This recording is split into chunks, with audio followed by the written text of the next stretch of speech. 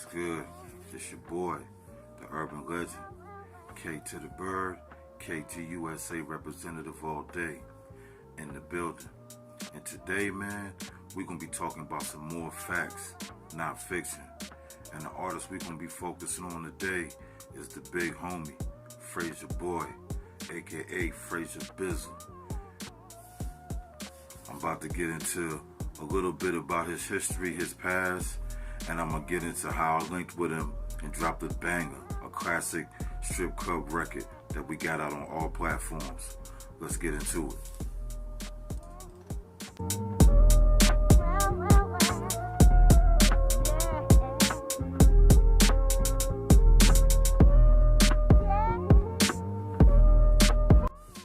Alright, Frayser Boy, aka Cedric Coleman, aka Frayser Bizzle, grew up in Memphis, Tennessee, you know what I mean?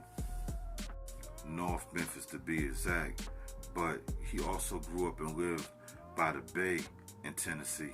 For a lot of you that don't know, most people think that the Bay is just in California, but they do have a Bay on the side of Tennessee. So anyway, man, Frayser Boy came up just like any other person that grew up in Tennessee, man. You know what I mean? Came up doing this thing in the music.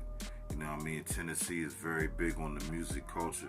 It's like if you grow up down there, you frequent down there, you're going to be involved with music in some kind of form. So Frayser been doing this thing in high school, you know what I mean? Rapping, doing a little bit of music, but not taking it seriously until he got discovered by DJ Paul. DJ Paul was the first one that found Frayser Boy. Then Juicy J also came and said, yo, this dude Frayser Boy can really spit. He got good lyrics. Well, eventually, they signed Frayser Boy to a deal to hypnotize minds. I believe it happened in 2001, to be exact. And that's when 3 6 Mafia was first coming up, you know, building a brand, building a name, getting a reputation in the industry, you know. This is one of the first artists that they invested in. So Frayser Boy did his thing with them, you know what I mean, being featured on certain albums, you know, contributing to certain songs, certain verses, giving niggas ideas, certain formulas for tracks. And then he just kept on pushing with the label. And then in 2003, he dropped his first solo album, which was called Gone on That Bay. Gone on That Bay, man. And if you know about Gone on That Bay, that's a classic in the South, you know, certified classic in the South. I think it went gold, but as far as like the people, the way people received that album was a classic. Everybody in the South was very familiar with this album. It had crazy production. It had a lot of good features on it. I think everybody from The Quick was on it. Gangsta Boo was on it. Rest in peace. Project Pat was on it. Crunchy Black was on it. DJ Paul was on it. And DJ Paul produced every track on it. So it was pretty hard, man. It's a very good album. If you haven't heard Gone on That Bay, you need to go check that out ASAP. After the Gone on That Bay, he was getting some success as a solo artist, so he started focusing on doing shows, doing more features, getting himself out there more, you know what I mean, trying to build his brand. So like in 2004 or 5, when DJ K-Slay was buzzing and first came out, it had the Streets on Fire with the Street Sweeper series, you know, he was featured on that album multiple times. And it was a real album. You know, DJ K-Slay was known for doing mixtapes. Rest in peace, DJ K-Slay, because he a legend too. At this particular time, he was focusing on doing an album, and that album was called The Street Sweeper. And on that album, Frayser Boy appeared on like 3 or 4 tracks, but the most track that everybody know, yeah, he was on 3 or 4 tracks, but the most notable track was We Don't Give a Fuck Where You From. And that song had 3 6 Mafia on it, it had Little White on it, and it had Frayser Boy on it, you know what I mean? And that shit, if you haven't heard that song was crazy, man. DJ K-Slay was in the video screaming. Shit was filmed in New York, Tennessee, and I think it was filmed out west too. That was a real tough video, man. A real good look for each one of them as an individual artist, and a real good look for Frayser Boy as a new upcoming artist. So after that, in 2005, he dropped his second album called Me Being Me. On the second album, man, it had good production, it had solid beats, and it had good, you know, subject matters, but the second album didn't get good promotion, man. They didn't give it good promotion. A lot of people didn't even know when it dropped. A lot of people didn't know when it was out. You know what I mean? His face didn't appear enough on TV. He wasn't on the 106 and Park Countdown and, you know, BET Rap City and all that shit. So the album was kind of like a dud, you know what I mean? And I don't know who's to take the blame, you know what I mean? I heard that it was because of the label. They was going in different directions with the artists they had. You know, like Pat was coming back out of the streets. He just got released, you know, from doing his time at that time. And I don't know if they dropped the ball on him, man. You know what I mean? I don't think he got the right promotion. And I recently saw an interview with him talking about it with Jump Off the Porch in Atlanta. And it sounded like, you know what I mean, he was kind of salty with them boys for doing the business the wrong way. They kind of damn, you know, smudged him out. When he had a buzz and he had his momentum going, they kind of didn't give him that push. So anyway, his second album was a dud, man. So after the second album, you know, 3 6 Mafia started getting more bigger as a group. You know, they were starting to become as the most known unknowns. And that's when they did that song that was on that legendary movie, Hustle and Flow. You know what I mean? Hustle and Flow, starring Terrence Howard. That legendary movie, man. And it's a song on that movie called It's Hard Out Here for a Pimp. And that song, Hard Out There for a Pimp, a lot of people think that it was just made for the movie and Terrence Howard came up with it, or 3 6 Mafia or Juicy J or DJ Paul came up with it. But the person that really wrote that song, came up with the idea, was Frayser Boy. And the other person that contributed to that song lyrically on the lyrics was Capone, Al Capone, you know what I mean? Another Memphis legend, straight up and down.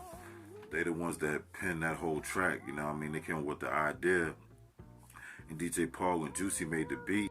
And when they let John Singleton hear it, you know what I mean, he wanted that track. Out of all the tracks that they already did for the movie, he specifically wanted that track. He said this track has to be a part of the movie and it has to be, you know, put on a major platform and promoted the right way. So that's why that song, Hard Out Here for a Pimp, is known. Like everybody remembers that from the movie. It was captivating, you know what I mean? It was a good record. And that record was so successful that record won an Oscar, man. So Frayser Boy got an Oscar under his belt. An independent artist that came up on the grind got an official Oscar. You know what I mean? If you go check out his Instagram, check out his page, you can see he always pulling up with the Oscar, you know what I mean? And they got it in the Memphis, I can't remember exactly where, if it's in the library. It's one of them buildings downtown Memphis where they got it in there, you know what I mean? So that's major, man. That's a major look for Frayser Boy. He did his damn thing. To come up with that song, to create that song, that flow, that pattern, you know, that's amazing, man. That song was special, you know, it did what it's supposed to do. After the success of that song, man, it seemed like the relationship between DJ Paul, Juicy J, and Frayser Boy didn't work out, you know what I mean? It didn't go right, you know, because me personally, I think at that time, when they had the success of that record and everybody knew about Frayser Boy contributing to it, I think it would have been a good time to drop an album from him real quick at that time. But, you know, 3 6 Mafia was still riding the wave from, like, them songs like Pop My Collar or Stay Fly. You know what I mean? All them songs that had just dropped like a year before that movie dropped. So they were still riding high off they buzz, so they probably was focused on what they needed to do. So I ain't trying to say that they was right or wrong, but I can understand why Frayser Boy would feel a little salty about the way things turned out. So anyway, after that, Frayser Boy came back with one of his best albums in my personal opinion. This album was a banger, yo. This is like my favorite album from him. It's called The Key. You know what I mean? The Key. That was his third album. The Key, man, The Key was a classic. That album is so fucking hard. It's so ridiculous, you know, with the way he come in with the styles, with the flows, the beats. You know what I mean? For everybody out there that want to get an idea of how dope this album is, it's got that vibe of like Young Dolph shit, and it's got the vibe of like some Project Pat shit. So put them two together, and you got some good Frayser Boy sauce, you know what I mean? And I'm telling you, you should go check that album out. So anyway, after that, man, you know, my boy Frayser Bizzle been on his grind, you know, doing his thing solo, you know, making his business on his own, being an independent artist since that time from 2008 on up to now. You know what I mean? He's did other things besides music. You know, he did documentaries with Snoop Dogg, Terrence Howard. They did a documentary together called Take Me to the River. You know what I mean? Take Me to the River. It's a documentary. If you haven't seen it, you should probably go check that out too. And he was involved in a couple of more independent films, not documentaries, but real movies. So Frayser Boy been doing his independent thing, you know what I mean, networking. So, and all that time when he was doing all his networking and movies and everything like that and the music independently, he moved to Georgia. And when he moved to Georgia, he linked up with somebody I knew, a good close friend of mine, man. It goes by the name of Jimmy Cole. Yeah, my boy Jimmy Cole out there in Decatur. You know what I mean? Out there in Georgia, keeping it G. He ran into Frayser Boy back on some street shit, not even on some music shit, on some, you know what I mean? On some, you know what I mean? I ain't gonna get into it on here, but they met on some non-music shit, on some non-business shit, on some other type of business shit. But anyway, they built a relationship and they became friends. And me and Jimmy Cole was already tight, so, you know, when I was working on the album, I was working on that Volume 2, LL Cool Bird. I reached out to my boy Jimmy Cole and said, yo, you think we can get that song with Frayser Boy? And he was like, all right, I'm going to get with him and see what's going on, see how his schedule looking, see what he can do, and see if he can knock it off for us. See if he can knock it off for us for the love, you know what I mean? Not really trying to tax us and just, you know, giving us what we need. And Frayser Boy, you know, he was a good dude, you know what I mean? He ain't really try to tax nobody, you know what I mean, for the feature, nothing like that. He was seeing that, you know, him and Jimmy Cole was cool, and then he was like, yo, that boy K Burr, he do a lot of music with a lot of people I work with, like Project Pat, you know what I mean, Flip, so I see he out there grinding, so it might be a good look for us to do this record together. So we got into the studio, man, and put that shit down. And the beat for that track, man, I got that track from another person that stays in Atlanta, but he's from South Carolina, but his name is King Kevin. He a good producer, you know what I mean? And he came together and put the track, you know, together, gave it that nice little bounce with that bass and those cowbells and shit like that, some real strip club anthem type shit. And you know what I mean, that shit came out right. And we sent Frayser Boy the beat, he dropped his hook on it. And you know what I mean, Jimmy Cole dropped his verse and I dropped my verse, and man, we had that shit out done in probably like a day. You know what I mean? And that song was called What That Mouth Do. Yeah, What That Mouth Do. If you ain't never heard that What That Mouth Do, you should look that up right now. I guarantee you ain't gonna be disappointed, because all three of us snapped on that shit for real. Real talk. And ever since that moment, man, me and Frayser Boy was cool, you know.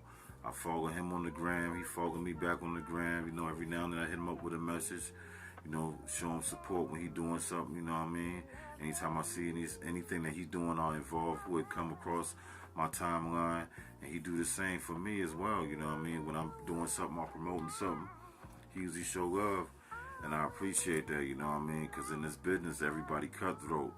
But Frayser Boy, since he kind of got a taste of what that cutthroat is in the business, he like to damn do shit in a different way, you know. He like to do business, you know, based on a relationship, and that's a good thing.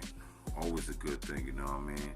To pay somebody for a feature is cool, and to pay somebody to do something for you is cool, but it's nothing more priceless than getting a good relationship with that person, that y'all can talk to each other, y'all can network, and y'all can do business with each other in different areas, different states, you know what I mean? Everybody brings something to the table, and everybody can eat together. And that's how me and my dude Jimmy Cole do it, you know what I mean? That's why his name always comes up in a lot of my facts and not fiction talks, because, you know what I mean, he was a real dude to a G.